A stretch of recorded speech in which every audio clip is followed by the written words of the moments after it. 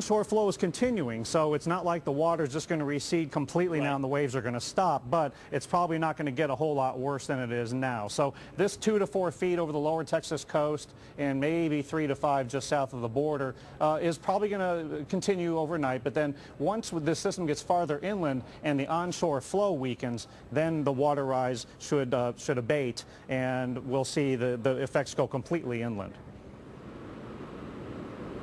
All right, Dr. Rick Knabb, our hurricane expert here at the Weather Channel. We'll get much more from you as this system continues to unravel. But I think the bottom line, Alex and Chris, from what I'm hearing from Dr. Knabb, is the fact that, you know what, again, we've kind of dodged one here in South Texas right now.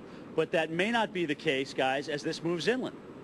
Oh, that's right, Jim. But certainly, I mean, things are certainly quiet where you are now, also where Mike Seidel is. So from where Brownsville is all the way to South Padre Island, Texas, it seems like it's really, you really have gotten off quite lucky compared to, say, what's happening 100 miles southwest of you. Yeah, everywhere. Again, Alex, as I look down the beaches, I can see all the lights at the hotels, and they're not just the emergency lights that come on. Believe me, if we had lost power, I would not see the kind of lights that I'm seeing. I was here at this exact hotel during Dolly, guys, and there was roof peeled off. There was huge chunks of that roof laying down in the grass. I saw palm trees bent over as we had winds of 100-mile-per-hour gusts. My room was completely soaked, even on the second floor. And yeah, even though we didn't get the water rise because we had a westerly wind here, there was still just junk everywhere on the beaches, and in some cases there was actually debris that had washed up with the wave action because of the gusty winds actually knocking down some things. So yeah, we've definitely fared a lot better, but you know, here's the deal. We got a holiday weekend coming up, and believe me, this is the last thing this area, resort area, wanted to deal with. But I think if we can get to some big improvements tomorrow and certainly again on Friday, I think for Saturday and Sunday we should be looking just fine here in time for the 4th. Back to you. Yeah, Jim should take a picture with all that seaweed on the beach first thing in the morning, and then by the end of the day, watch it how clear it probably will be for all the resort goers. All right, Jim Cantore, thank you very much. That's a great idea, Alexandra. I think I'll do that. South Padre Island, Jim Cantore, and National Hurricane Center saying landfall at 9 p.m. local time on the nose. Now let's get a quick look now from Kelly Cass in the newsroom with more. That's right. If you follow us at TWC Breaking on Twitter, or if you're on weather.com, you know that this has made landfall officially 9 o'clock Central Time at Soto La Marina, Mexico, or about 110 miles south of Brownsville, Texas. So it is official, making a landfall, but we're not done yet. More coverage coming up.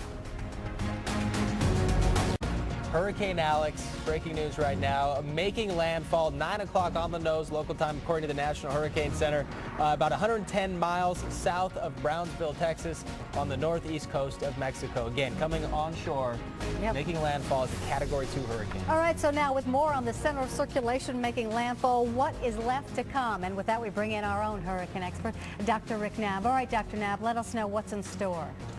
The landfall of the center of circulation in many ways might just be the beginning of this event in terms of the rainfall and flooding that might unfold. You can see on radar, though, the center of circulation right there on the coast, about 110 miles south of Brownsville.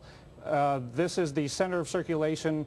The eye is right around that, the eye wall right around that. The core of the hurricane, where the strongest winds are, at 105 miles per hour is the estimate of the maximum winds at the time of landfall. That's the strongest Alex has been the entire time, and that is the intensity at landfall. So it intensified all the way up till the time of landfall and reached its peak intensity right about the time of landfall, a solid Category 2, maximum of 105 miles per hour. But we often think, okay, it made landfall, well, the event's over. Not even close to being the case, because this system is headed westward, and the rain ahead of it and behind the center is all going to be thrown into this northern Mexico and southern Texas region, where it's going to flow downslope, create a flash flood hazard, and then even beyond the next couple of days, we could have a long-term river flooding event in the Rio Grande River Valley. So we don't want anyone to think that the landfall of this system means it's the end of the hazards, Alex and Chris.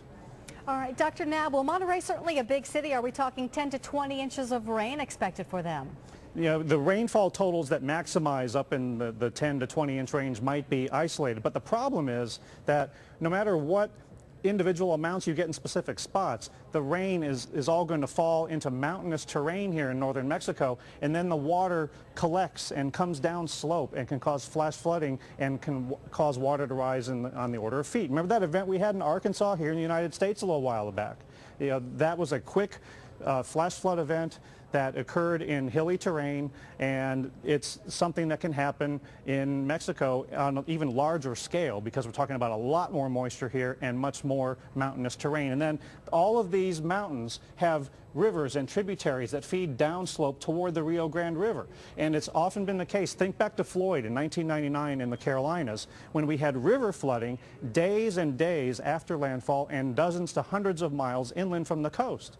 So it is certainly possible that this is just the beginning of a long-term unfolding flood situation in northern Mexico and perhaps portions of southern Texas. All right, Dr. Knabb, really quickly, we briefly talk about the spots in the United States in the coming days that really need to be on the lookout for the heavy rain and the flood threat. Sure. The areas that we're really concerned about are going to be in Texas.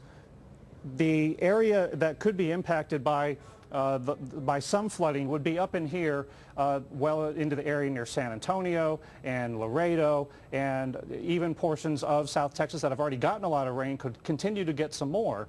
But then it's this area in here, just over the border from the Rio Grande and including Monterrey, Mexico, that could get really significant rainfall and flooding. That's where we have the most grave chance for significant flash flooding. But some flooding could still occur over much of the southern half of Texas over the next couple of days.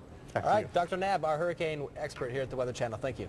All right, and so let's take you now to Brownsville, where our own Mike Seidel is. And Mike, you know, you just heard Dr. Knabb say you've already picked up 6 to 7 inches, but interior areas to your west of deep South Texas really may fare much worse than you.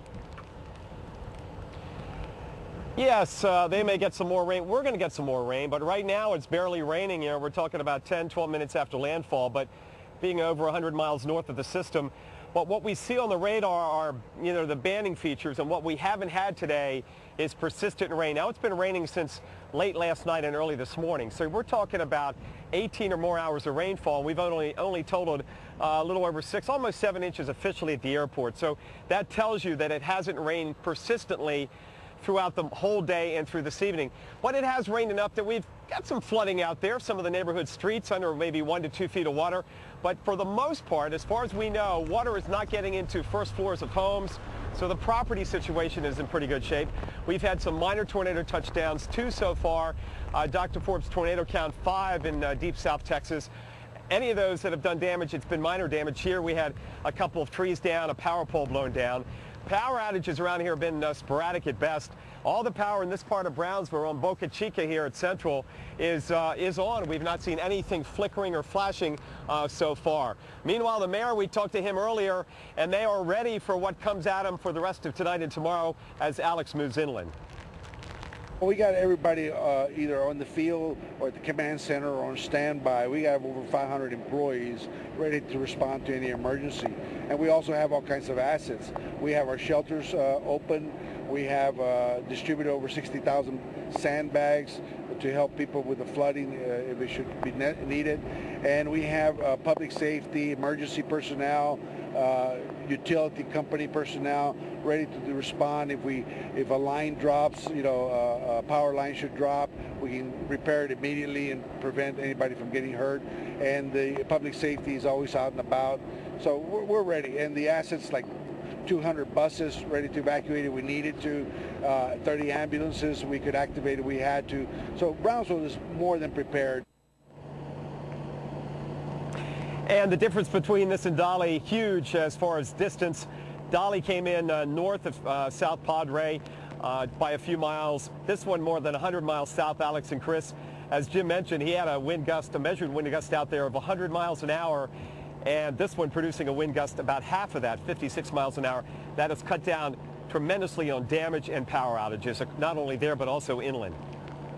All right, thank you. Mike Seidel reporting live from Brownsville, Texas. And we do have some updates now on the shelters there. Yeah, of course, the mayor of Brownsville just mentioning a minute ago what he's saying. There were 2 shelters in Brownsville open, Pace High School and Porter High School. Porter High School, though, has now reached capacity, but so Pace High School is where to go. Pace is in western areas of Brownsville. Porter is in east. Again, Porter has reached capacity. Go to Pace High School, and if you need transportation to Pace, call 911 in Brownsville. Again, making landfall, Hurricane Alex Category 2. It could just be the beginning. We're also going to touch on the oil spill, the impact this storm is going to have on the oil spill coming up.